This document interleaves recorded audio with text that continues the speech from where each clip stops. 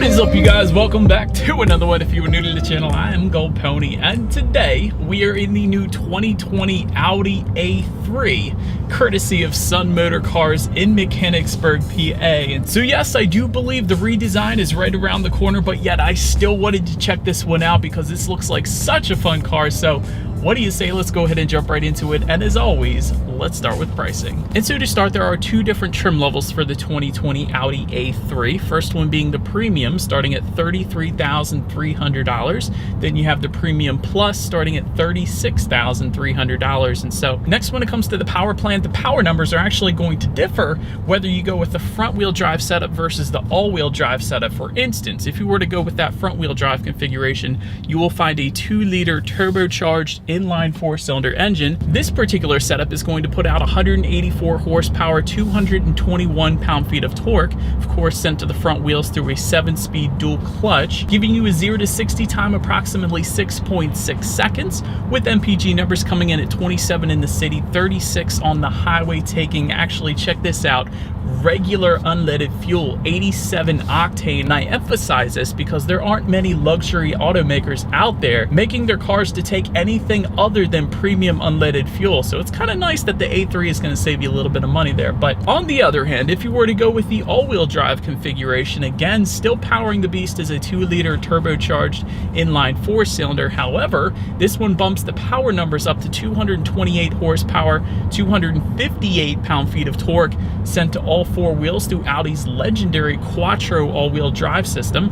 That power sent to the ground once again through a 7-speed dual clutch with a 0 to 60 time, quite a substantial difference between the two, 5.4 seconds. We all know Audi tends to under-promise and over-deliver, so in reality, 0 to 60 time is probably a bit quicker than that, but still, MPG numbers on this setup come in at 22 in the city, 30 on the highway, but once again, taking regular unleaded fuel or 87 octane, once again saving some money there, so that's pretty cool. But nonetheless, before we do any kind of accelerations in the A3, I did want to mention there are some driving modes, of course, through Audi's drive select buttons. But before we do that, let's do a quick little turning radius test here. That might be the very best turning radius that I've experienced in quite a while. Wow, that is a very sharp turning radius, so that is definitely a plus. With it being a smaller car, I guess that kind of thing might be needed. That is definitely nice to know on this one. Nonetheless, that drive select button is located just above the climate control settings there, so when you press that, you have comfort, auto, dynamic, and individual. And so I did just put it in that dynamic driving mode. Did immediately downshift for me, so it is going to hold the RPMs at a much higher level. However, it will also adjust throttle response, as again I just experienced, and steering sensitivity to a certain degree.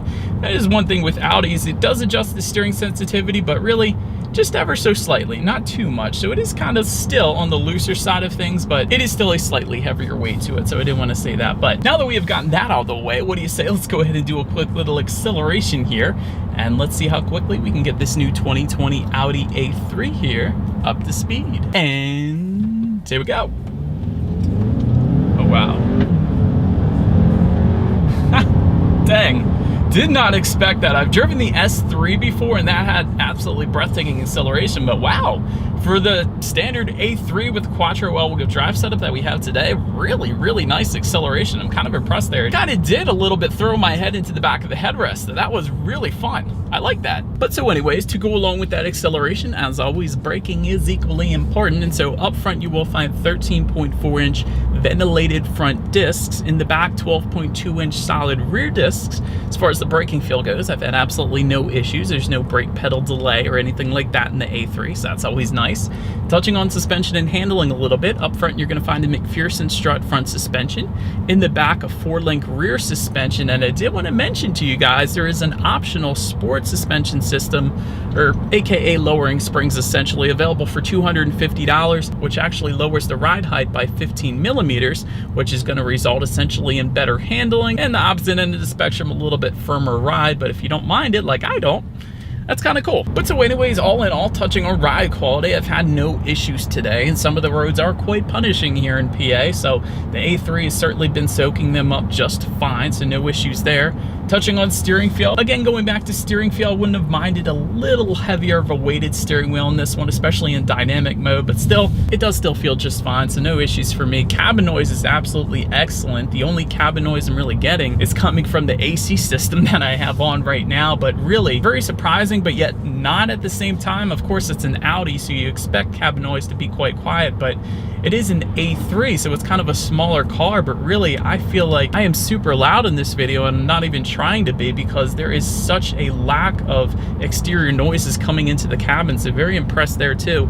Touching on visibility, of course, we're in a sedan. You have absolutely no issues when it comes to visibility. I did want to mention on top of that, rain sensing windshield wipers actually do come standard for all trim levels, or I should say for both trim levels of the Audi A3, so it's another thing. Less you actually have to worry about, you can better focus more of your attention on actually enjoying the drive in this surprisingly quick Audi A3, so that's always a plus. But that about rounds out the performance segment of this review. Let's now go ahead and take a look at the exterior of this brand new 2020 Audi A3. All right, here she is, you guys, the 2020 Audi A3, still looking absolutely amazing, even in the 2020 model year here. So let's go ahead and start up front. Up front, you're gonna find that Audi single frame front grille. To the side, Xenon Plus headlights with LED daytime running lights will be the standard setup. And that will come, of course, with the automatic feature as well, meaning when it starts to get dark out, those headlights will turn on automatically for you there. But again, that is the standard setup. There are actually full LED headlights coming with the Premium Plus trim level if you wanted to go that route. In case anybody was wondering what that little square box is in the lower portion of the front grille, that is the sensor for the adaptive cruise control system. But now let's go ahead and make our way to the side on this one. Black window surrounds coming standard across the board. Taking a look at those side mirrors, they are body colored power adjustable side mirrors, and they will actually come heated with LED integrated turn signals as well. And again, that is the standard setup, so that is definitely a plus. Taking a look down at the wheel setup, 18-inch double 5-spoke aluminum alloy wheels will come with the front-wheel drive configuration. However, if you were to go with the Quattro all-wheel drive that you are currently looking at right now, you will find an 18-inch dual-color 5-spoke design. That is, of course, what you're looking at right now. It's going to be a silver and gloss black finish. And I did want to also mention the all-wheel drive configuration is also going to add the S-line accenting. That is how you're going to get that. But now let's go ahead and make our way to the back on this one. LED taillights are going to come standard across the board there. Taking a look down at the very bottom, single exhaust outlet with dual chrome tips is going to come with the front wheel drive configuration. However, if you were to go with the all-wheel drive, you will find a dual exhaust setup with chrome tips, and that is currently, of course, what you're looking at right now. So I do believe you guys know what we have to do next. As always, here is that exhaust clip.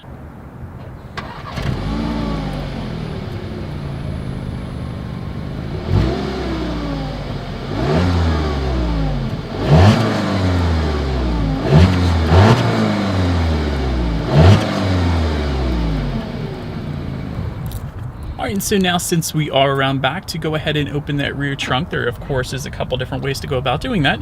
There is a button on the key fob. That's probably the simplest way. There's also a button on the driver's side door. That is yet another way. And the third way is going to be the button just above the license plate back there, the kind of hidden button, if you will. But it's a rubberized button. Any of those methods you can go about opening the rear trunk. But once opened up, cargo capacity is going to come in at 12.3 cubic feet.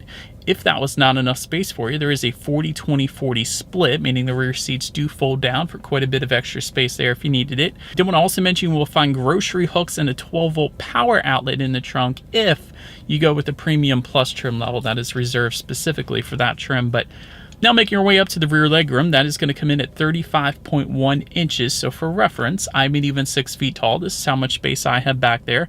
Did want to also mention though, this is something you don't usually see in a car of this size. You will find actually rear ventilation for those rear passengers as well. Usually that is typically looked over for a car of this size, but that's kind of cool. Rear center armrest with cup holders will also come standard back there. You will also find rear USB charging ports for the Premium Plus trim level only.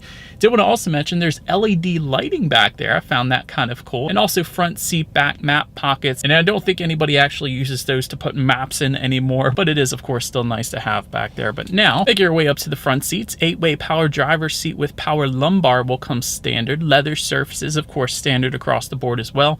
Front seats will be heated. And I did want to add there is an optional final edition package.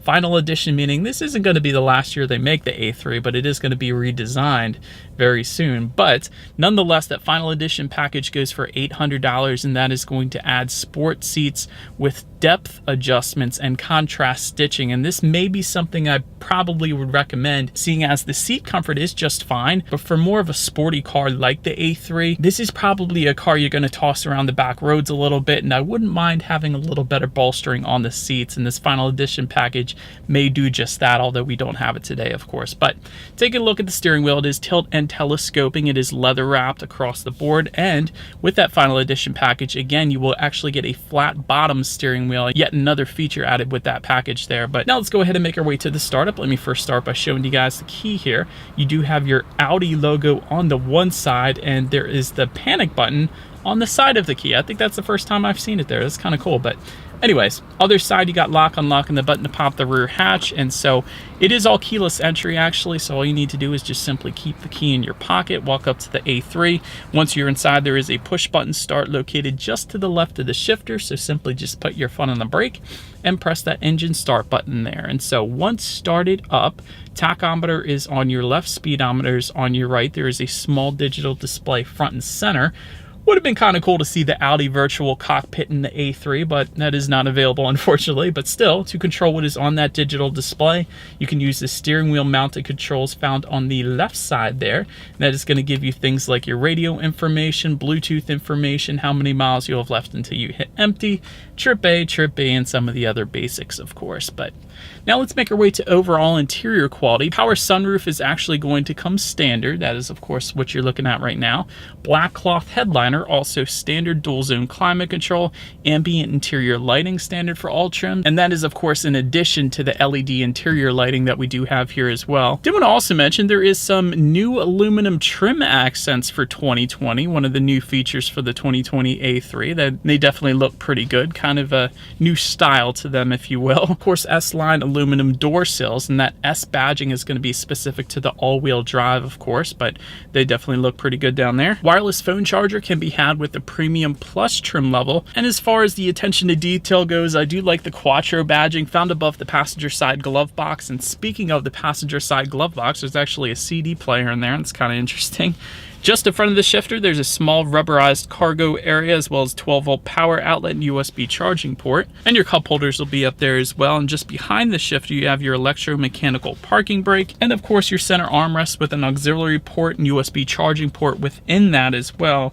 Very small cargo area, but overall, it's a smaller car, so it's essentially going to do the trick there. But now, let's go ahead and make our way to the tech display on this one. One of the coolest parts about this tech display is when you first start up the A3, it actually pops out of the vehicle and it kind of tucks away when you turn it off. So I don't know, that's kind of cool there. Nonetheless, 7-inch display screen will come standard to control what is on that display screen. There's a circular dial and buttons just behind the shifter there. So nonetheless, that is going to include Bluetooth and audio streaming, Android Auto, and Apple CarPlay. Of course, can check out your drive mode selection up there as well, or Audi Drive Select. Can actually adjust your climate control settings up there, and of course your radio settings. And by the way, when it comes to the sound system, you guys ready? 10 speakers with 140 watts will be the standard setup. However, if you were to jump up to the Premium Plus, you will find a 14 speaker Bang & Olufsen sound system with 705 watts. And so though we do have that 10 speaker sound system today, so what do you say? Let's go ahead and turn on the radio, see what we got playing today, and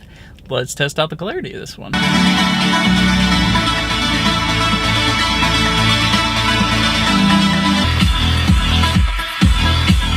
Actually pretty decent amount of bass. Clarity was really good actually, but 10 speakers is really a sweet spot For clarity, in my personal opinion, for the size of this vehicle, that sound system was plenty, so definitely no issues there for me. Last thing I wanted to mention to you guys on the tech display though, when you do put the A3 in reverse, you will find a rear view camera letting you know who or what is behind you, which as always is going to lead us into safety. And so to start, first thing I wanted to mention to you guys for the 2020 A3, this car is an IIHS top safety pick, so excellent start there.